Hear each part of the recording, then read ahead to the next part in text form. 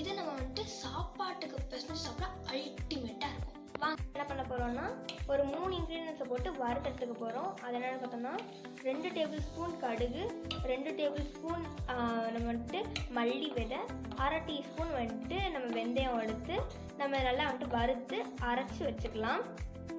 இப்போ நம்ம அடுத்து என்ன பண்ண போகிறோம்னா 1 கரண்டி நல்லெண்ணெய் ஊற்ற போகிறோம். ஓகே, வாங்க ஊற்றிடலாம். ஊற்றுனதுக்கப்புறம் நம்ம புளி, அதாவது 2 பெரிய லெமன் சைஸ் அளவுக்கு நான் வந்துட்டு புளி எடுத்திருக்கேன். ஸோ அந்த புளியை வந்துட்டு போட்டுருவோம். இதை நல்லா வந்துட்டு டீப் ஃப்ரை பண்ணணும். ஓகேவா, நல்லா முறுமுறுன்னு இருக்க வரைக்கும். இப்போ நெக்ஸ்ட் என்ன பண்ணோம்னா புளியெல்லாம் வந்துட்டு ஃப்ரை ஆனதுக்கப்புறம் 1 கரண்டி நம்ம வந்துட்டு எண்ணெயை ஊற்றிட்டு அடுத்து ஒரு 4 பெரிய வெங்காயம், ஒரு 10 சின்ன வெங்காயம் வந்துட்டு நறுக்கி நம்ம வந்துட்டு போட்டுருவோம். இப்போ நம்ம வந்துட்டு சின்ன வெங்காயம் பெரிய வெங்காயம் நம்ம ஆட் பண்ண வந்துட்டு நல்லா பொன்னிறமாக வதங்கினதுக்கப்புறம் 1 கட்டு மல்லியை நான் அப்படியே சேர்த்துக்கிறேன். நல்லா கட் பண்ணி சேர்த்துக்கிறேன்.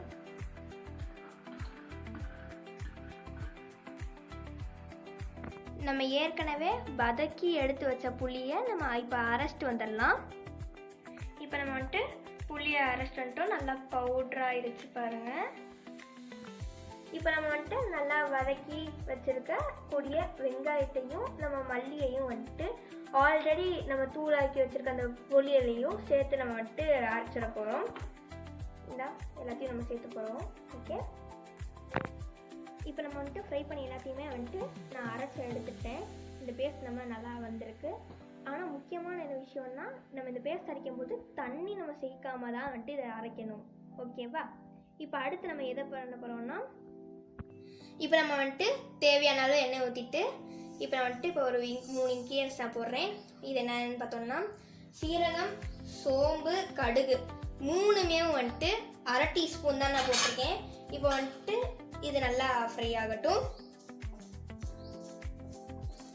இப்போ நான் நெக்ஸ்ட் என்ன பண்ண போகிறேன்னா நான் 2 டேபிள் ஸ்பூன் சில்லி பவுடர் போட போகிறேன். அடுத்து 1/2 டேபிள் ஸ்பூன் நான் வந்துட்டு டர்மரிக் பவுடர், அடுத்து 1/2 டேபிள் ஸ்பூன் நான் வந்துட்டு பெருங்காயம் சேர்க்க போகிறேன்.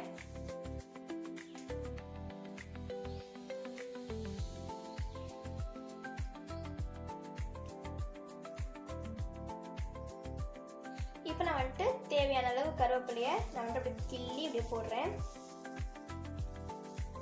ஆஃப்டர் இப்போ நம்ம அரைச்சி இந்த பேஸ்ட்டை இப்படி நம்ம போட்டுருவோம்.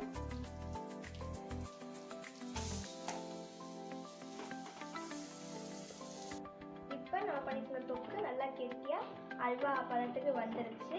இப்போ இந்த ஸ்டேஜில் வந்துட்டு நான் நாட்டு சக்கரை 1 ஸ்பூன் ஆட் பண்ணுறேன். இது உங்கள் டேஸ்ட்டு வந்துட்டு தூக்கி விட செம்மையாக இருக்கும்.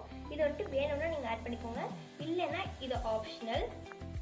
அடுத்து நம்ம என்ன பண்ண போகிறோம்னா தேவையான அளவு உப்பு. ஓகே, இப்போ நம்ம ஃபைனலாக வந்துட்டு நம்ம ஃபஸ்ட்டில் வந்துட்டு அரைச்சி வச்சிருந்த பொடியை வந்துட்டு நம்ம ஆட் பண்ண போகிறோம். அவ்வளோதான் ஃப்ரெண்ட்ஸ், நம்மளோட சுவையான தொக்கு ரெடி ஆயிருச்சு. ஃப்ரெண்ட்ஸ், இப்போ நான் செஞ்ச தொக்கை கொஞ்சமாக எடுத்து நான் ரைஸ்லேயும் மிக்ஸ் பண்ணி வந்து வச்சுருக்கேன். இது நான் டேஸ்ட்டும் பண்ணி பார்த்தேன், ரொம்ப சூப்பராக இருந்துச்சு. நீங்களும் ட்ரை பண்ணி பார்த்து கமெண்ட் சொல்லுங்கள்.